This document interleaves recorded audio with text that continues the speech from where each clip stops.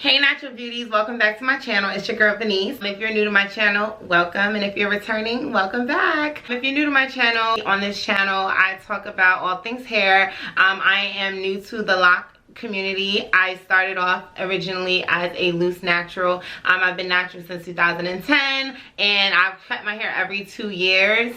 So this 2 year I decided to start my locks. So this channel is going to be about my lock journey. It's also going to be about a lot of other good things that I'm interested in, like makeup. It could be about fashion. It could be just girls talk. So if you are interested in those things, go ahead and hit the subscribe button, like and comment down below. So I'm going to get right into this video. As you can see from the title, today I'm talking about 5 things to expect in the first 2 months of your starter lock stage. I wrote some things down, so I'm going to be looking down at my phone. So the first thing I want to start with is shrinkage will start to happen. Tomorrow, I'll be officially 2 months starter lock, and I've noticed so many different things with my hair that are all things expected, because I did a lot of research on what would happen at certain stages just to kind of gauge what to expect. I'm like that person that always wants to know what to expect. I started to see my hair shrinking. My hair is shrinking a lot because it's budding. That's another thing. But shrinking a lot because it's growing and it has to mat into each other first to form the locks from the outside and the inside and stuff. So it starts to shrink, but it is going to grow. So that is something that you will notice in the 2 months of your starter lock stage. All right, number 2 is that you will start to see some of your locks budding. Okay, so seeing some of your locks budding, that is another thing that's going to cause shrinkage, because while it's budding, that means that the hair is getting like raveled into each other and getting matted and compacting. So you want to see that, because that means that your hair is doing what it's supposed to do. So yeah, I started noticing my hair was budding about 5 weeks in.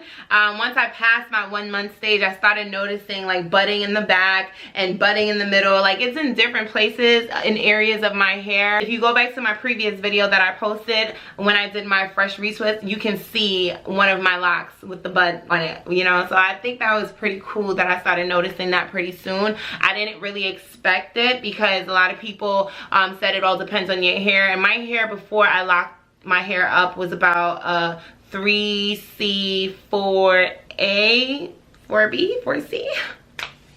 I don't know. But like the texture thing is crazy, but my hair has like different patterns all over my head. So I didn't think that my hair would lock up that quick and start budding, but it did. Okay, and I'm like so excited, because that just means to me that my hair is doing what it's supposed to do. It's on the right track. Like, you don't understand, it's my baby, and tomorrow's my baby's birthday. So if you follow me on Instagram, you've seen that I've posted birthday video towards my hair, because I love it. I absolutely love it. Celebrate every stage, celebrate every month of the stage, celebrate all these 5 things to expect when it happens.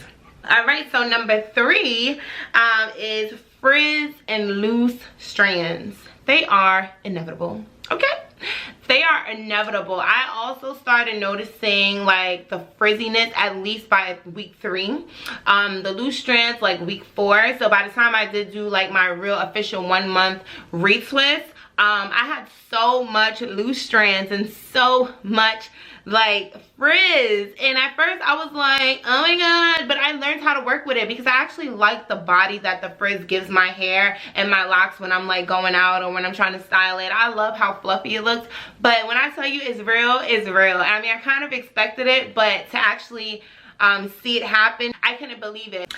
So let's move right along to 4. 4 is your locks actually start locking. Like, they actually start locking. So I'm not gonna say I have a favorite, but this one in the back right here, my little baby, it's doing its thing. Like, it's locking, it's budding, it's doing like everything. It has the frizz. It actually is losing its 2-strand texture. At the ends is really rounded off. Like, it's really, in my opinion, locking. So it gives me a taste of what the rest of my locks may do, because I look at each lock as individuals. They're gonna do what they want to do at their own pace. It's like having 10 kids. They're not all gonna be the same, you know what I mean? You're gonna have some that's good rebellious, you just like quiet and stays to themselves. You're gonna have one that's like gonna be so artistic. So that's how I look at my hair, and doing whatever it wants to do, and I'm okay with it. I ain't gonna stop it. I'm gonna let it do what it do. But moving on to number 5. If you stay to the end of the video, you're also gonna hear one of my tips to help your locks lock faster. So number 5 is expect to moisturize your scalp and your hair more often, okay? Like, I noticed that I have to moisturize my hair at least every other day, because I don't use conditioner in my hair because I'm starting my locks for the first time, you know, and I'm still in the beginning stage. I wouldn't recommend using conditioner, because the purpose of conditioner is to give your hair a slip so that it can be easily detangled, and so you comb through it easily. And if you use conditioner on your locks, it kind of like defeats the purpose of you locking your hair. I think so.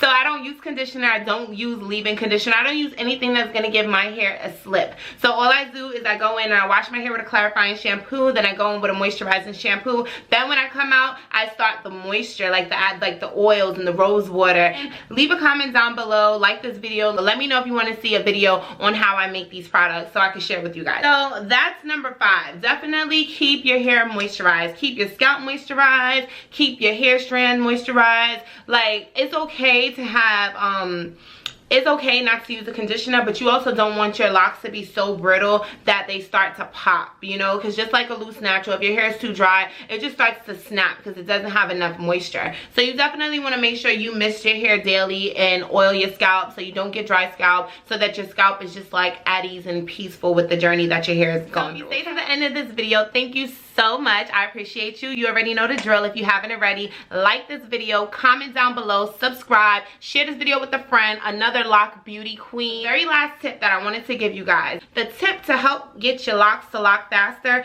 is wet your hair every day if you have to, if you can. If you have access to water, wet your hair every day. Of course, let it dry so it doesn't have a funky, moldy smell, but wet your hair. Water is your bestie.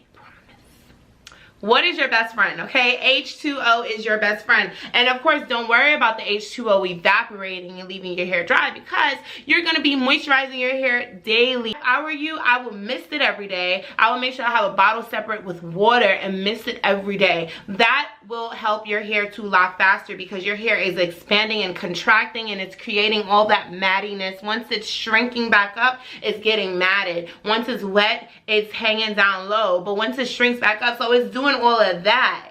You know what I mean? You get what I'm saying? But thank you so much, guys, for watching. I love you guys. I'll be back with another video very soon, so stay tuned.